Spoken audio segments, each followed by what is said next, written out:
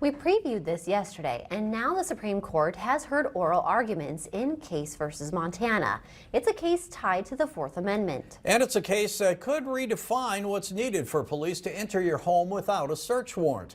Washington correspondent Katrin Asaf has more.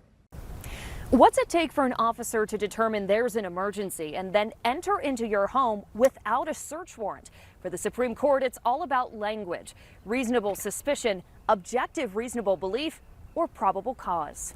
It's those three terms that were thrown around in oral arguments Wednesday as Justices weighed Case v. Montana and asked what would allow law enforcement to do their jobs without infringing on Americans' rights. The petitioner in this case says when it comes to the Fourth Amendment's emergency aid exception, the bar should be set at probable cause, a legal term typically used in criminal cases. But the state of Montana says that's too restrictive, and raising the standard would make it harder for law enforcement to act in an emergency.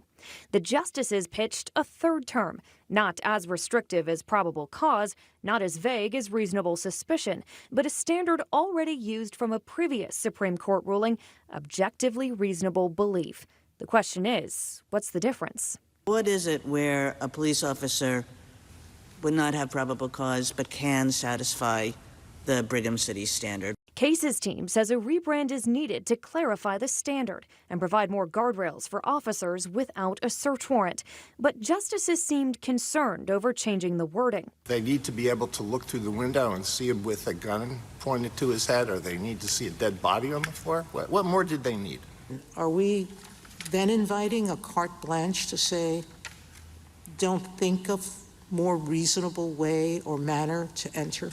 Associate Justice Neil M. Gorsuch wonders if this was all just a labeling exercise. But whether the language changes or a new standard is set, a decision should come later this year. In Washington, I'm Katrin Asaf.